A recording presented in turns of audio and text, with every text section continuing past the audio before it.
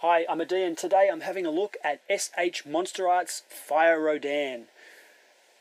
If you've watched any of my other videos on S.H.Monsterarts, you've probably heard me mention Fire Rodan a bunch of times, and that's because even though he's only a small figure inside here, he comes with the most awesome effect part out of any of the other S.H.Monsterarts. So let's get this open and have a look. So here we have Rodan. Now, the first thing I'll say about Rodan is that he is a bit smaller than other figures like Godzilla and what have you, but that's not really a criticism. He's meant to be smaller, so he is a lot cheaper, which sort of compensates for that lack of mass. The next thing you notice when you look at Rodan is that what first seems to be a really simple paint job, is just all orange, is not done simply. It is really executed in a fantastic way. So I've got Rodan here on his stand, and also this is not the right way he's on his stand. If you look at the way I've done that, I've kind of just jammed him on backwards like this, and that's because I wanted to show him off from the front, but he's actually meant to go on that stand the other way. But looking closely at him, and I don't really know if this is going to show up on camera, he's got this gradient of orange to red in the wings to give a kind of three-dimensionality, but aside from that, he has a really faint tracery of veins painted on in a very, very faint blue, which gives the illusion of a translucent wing. And although you may not be able to see it on this camera, I mean, I hope you can, it is really attractive in person, and it gives a little bit extra to the figure that you might not have expected before getting it. Let's pull him off. Okay. On the chest area here, he's also got a lot of good gradient work done to bring out the sculpt. And on the face area, his eyes, even though they're really just tiny little dots, they're painted in such a super crisp way that the detail is still round and accurate. So fantastic attention to detail has been put into this figure. Where in some lines you might expect secondary characters like this to be cheaped out on, there is no cheaping out on S.H.Monsterarts. You get what you pay for, and these guys, even though sometimes they're a little bit pricey, are really spectacular to look at and look great on the shelf. Let's have a little look at his posability. So first off, he's got these big wings. You can pretend he's flapping them or do whatever you want. They go in and out like this. I think the main thing you can do with the wings is curl them up on themselves if he's going to be perching or roosting or whatever Rodan does while he's looking down on the city thinking what to destroy, or whether he's going to help Godzilla or try to peck someone's eye out. And they pull it off pretty well. I mean, you can still definitely see the seams, but in the combination of the use of paint and a pretty accurate sculpt have made his wing folding not too bad. Next, on the back, we have a fully articulated tail, as we've come to expect with every other Monster Art figure, accomplished by a series of tiny little bowl joints, it seems like, in there. It's not a huge range, but you know, it's a decent range of motion. And look at those spines. Again, the paintwork is really spectacular. Every one of those tiny little spines is molded perfectly, reproduced perfectly, and painted perfectly. I can only give this credit for the execution. Next, we have the legs. So he's got a good range on the legs.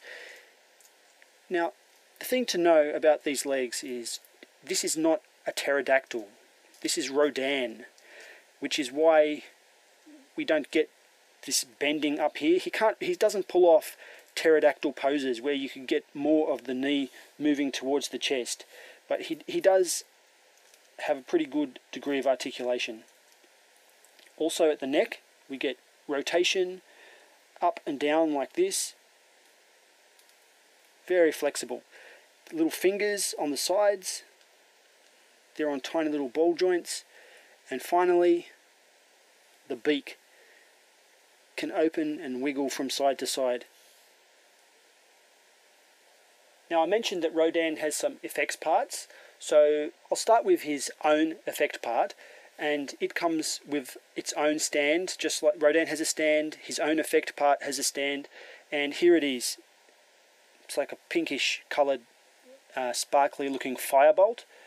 So you can put that with Rodan, and it really suits his character. It's like this impulse of energy coming out of his mouth, and it looks pretty damn good. I mean, I think that's showing up there how nice that is.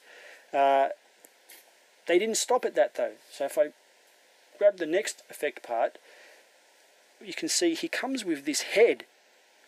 So this is one of the only Monsterarts that I don't currently have, and that's because I didn't like the sculpt that much. But this is Mechagodzilla. So this is a whole new head for Mechagodzilla, and it's got one black ripped out eye. So this is where Rodan pulls Mechagodzilla's eye out in the show. So if you want to recreate that scene with your Mechagodzilla and Rodan, you can just pop this head on your existing Mechagodzilla figure, and that enables you to accomplish that. Given how much I like Rodan, I think I'm going to have to get this Mechagodzilla, even though I don't have that much love for him. The final part, let's just move this back. The final part is this energy red, orange, yellow energy spiral beam. I don't know what it is, but it's fantastic. Look at the power of it. It's got this molded plastic detail spiraling around the central beam itself, and I would have paid the price of this whole set for this energy effect alone, because this is my favorite energy effect out of the entire series, and it looks really nice. I'll show you this with my Burning Godzilla later on. I just received Burning Godzilla, but and it also comes with its own stand as well. So Rodan's got 3 stands and 3 arms with the figure. I'll show you today this with regular Godzilla.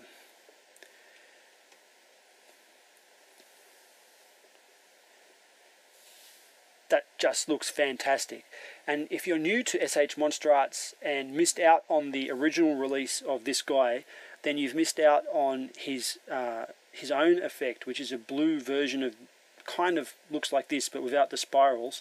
If you've missed out on this, then buying Fire Rodan may be one of the best ways that you can get an energy effect for Godzilla, because if you're going to get energy effects, the only other way would be in the special effect kit, which I think is really skyrocketing in price now and becoming very hard to get.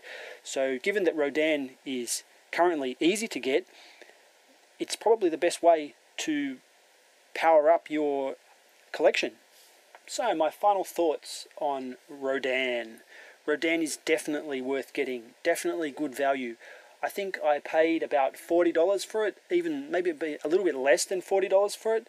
And given that it's smaller, the shipping costs are less than the other S.H.Monsterarts, it is fantastic value. I would have paid $40 for that beam effect alone. But you also get awesome Rodan, and I'm kind of thankful for that. I probably would have passed with Rodan because he doesn't, I don't think of Rodan that much, and he's not in that many movies that I like.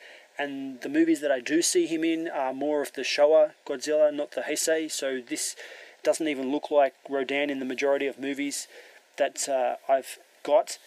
But now that I have him, he turns out to be really nice as well. If there's anything negative I've got to say, it's probably just give this a little bit of caution. Now, the whole video I've been showing it to you that way, but it's really meant to go on this way. And, I can't really show it off to you in that direction, can I? But because of the way I've been doing it, this part here has been, focus, starting to split a little bit. So that's pretty much the only negative in any way that I have to say about this figure whatsoever, is that his stand is starting to split, which is my fault anyway for doing something it's not intended to do. So definitely go out and get Fire Rodan. He's well worth it, and I can't imagine anyone isn't going to like this once they've got it in hand. That's it. Thanks for watching my video review of S.H.Monsterarts Fire Rodan.